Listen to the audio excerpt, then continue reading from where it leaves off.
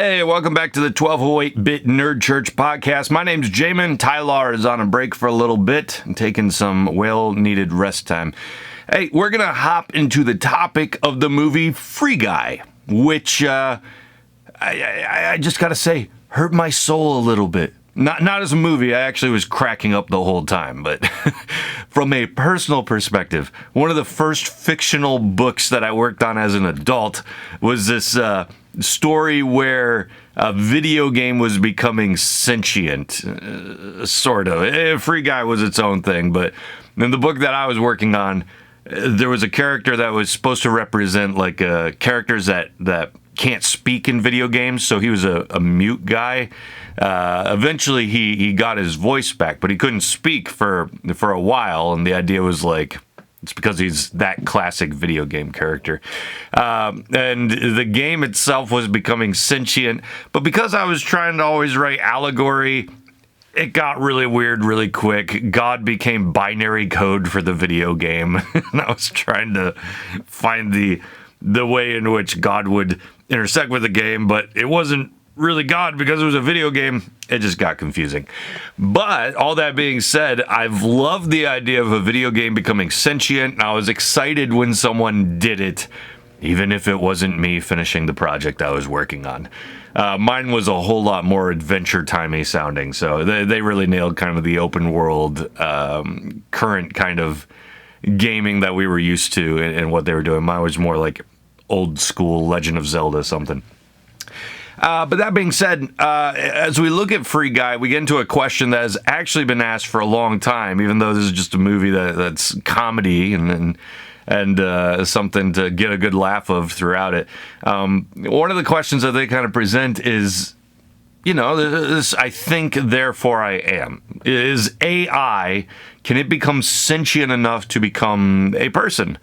And we've asked that question throughout all kinds of movies. There was that artificial intelligence movie, Steven Spielberg, I think it was, way back in the day, where the question kind of put forth was, there's this little boy who's actually a robot, and you meet all of these robots throughout the movie, and they're all kind of hoping like that they might have a soul, that they might have somewhere to go, like they have become that sentient.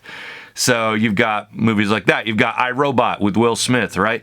Where eventually the Alexa of the future... Oh, I shouldn't have said that name out loud. She's listening. It just lit up behind me. Okay, all right. She turned off. The Alexa... I almost said it again. Of the future goes ahead and becomes sentient enough to like take over the world and dominate it. So is this a being now, or is it just smart data? At what point is something a thing? And the question kind of put forth too by some of these movies is, at what point does it have a soul? Does God care about these kinds of things? And we're gonna hop into some weird topics to get us thinking a bit more about that question. We'll get into things like Nephilim, stuff like that, and maybe some clones and stuff like that as well. But essentially, with Free Guy, we have an algorithm working to the point that, Guy comes to life. So much so that you can't distinguish him from any of the real-world players that are playing the game. If you haven't seen the movie, let me spoil it a little bit, because I imagine you listen to podcasts of things that you've already seen.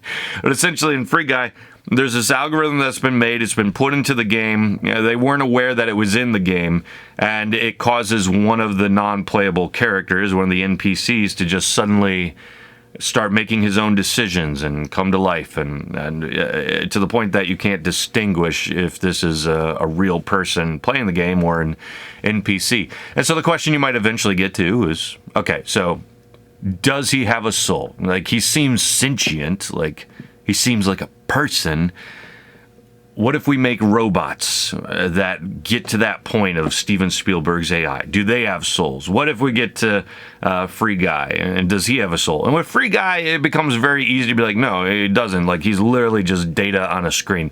But as robots advance, eventually we probably will one day get to the question of people saying, like, is this thing a thing at all? Like, it's right here in the physical world in front of me making decisions and whatnot. And I think for a lot of people, that's like pretty simple. Like, no, it's still just data. It's not a person, you know?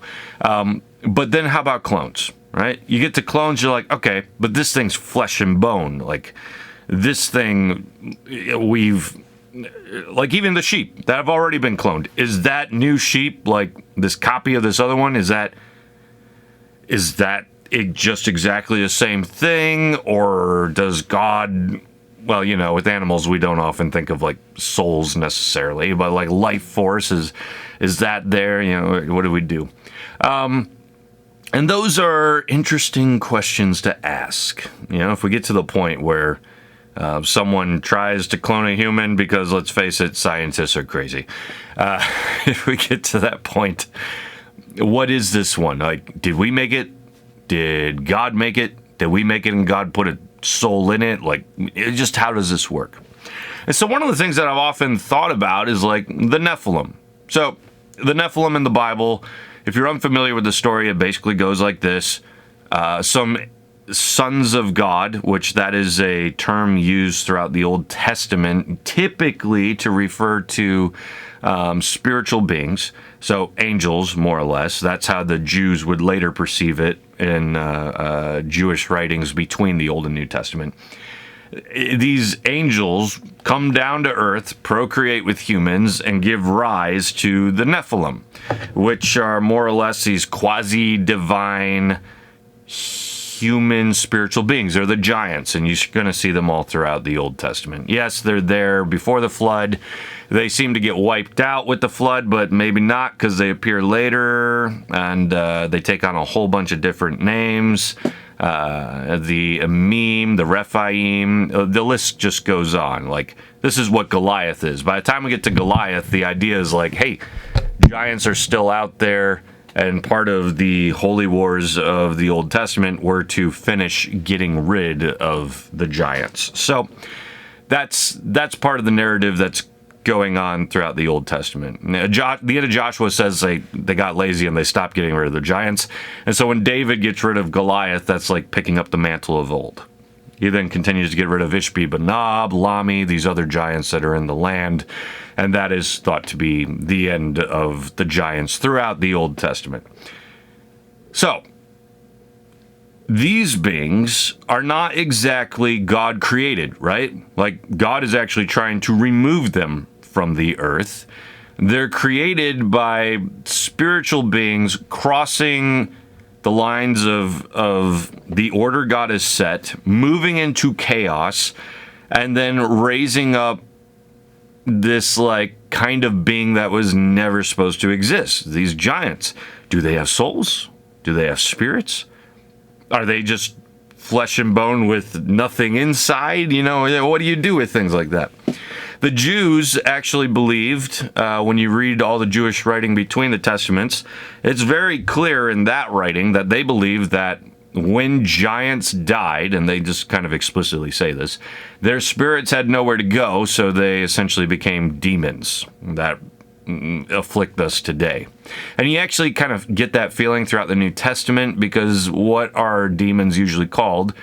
Unclean spirits, right? And the idea is that these spirits that they're coming in contact with are more or less, they have an unclean background as to where they have come from. So that's part of the reason that unclean spirits is attributed to them as a name often would be one proposal. Now, that's not the only kind of demon. The Bible gives a lot of other ideas. Demons can be the disembodied spirits of the giants, yes, but it can also be any kind of spiritual being that's rebelled against God. So angels and higher level authorities, the list goes on. But if the Jews thought that these giants were not just flesh and bone, but had spirits also, that kind of throws in more of the question. Okay, so can a thing have a spirit at a certain point, whether God like explicitly created that thing or wanted that thing created? Can a clone have a spirit? If it's kind of more or less, it'd be like a human Nephilim, right? Just as spiritual beings cross the line of order as to what they should have been allowed to create, the idea of cloning is we've crossed the order of what humans are allowed to create, and we've created something with our own hands. Like, we're not thinking like God has created this thing, like we did it in a lab, you know? And so therefore, does it have a spirit? Things like that. If the Nephilim did, then perhaps a clone might. And then you get into these questions as to, okay, so if a clone died, where would its spirit go? To that, if you followed the Nephilim track, the idea would be that it has nowhere to go, but I don't know, like, let's hope that we don't get to the point that we're making clones. Because, of course, there's always fears as to the whole thing is a moral, ethical dilemma. But some sci-fi movies paint the ideas of what people might do with that. The Island, I think it's called, with Ewan McGregor? Like, they paint clones are being made so that you can have some backup organs if yours fail. You can take it out of those clones and put it in you. You just see from the beginning of the conception of clones, we're dealing with things that we shouldn't be dealing with, to the end of how far it could go and how gross it could get if we were to think out where it would go. It sounds like something of sci-fi, but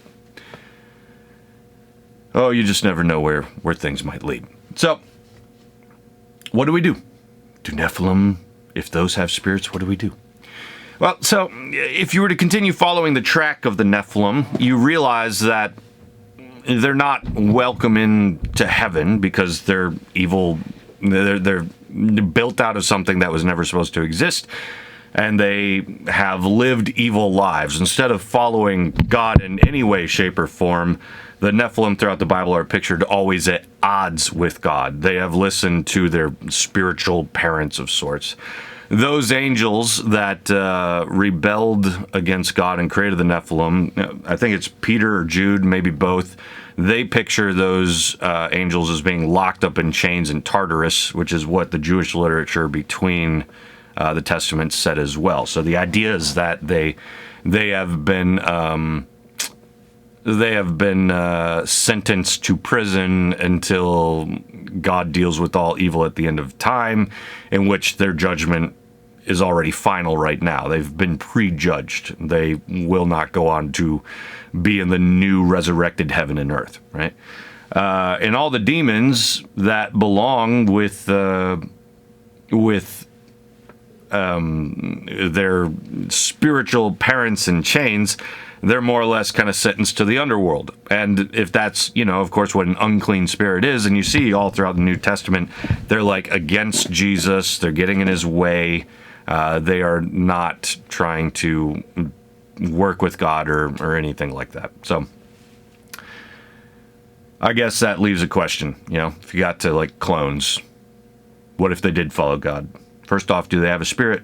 But then, are they inherently evil because of their non-ordered creation, right? They're a part of chaos that humanity's committed against.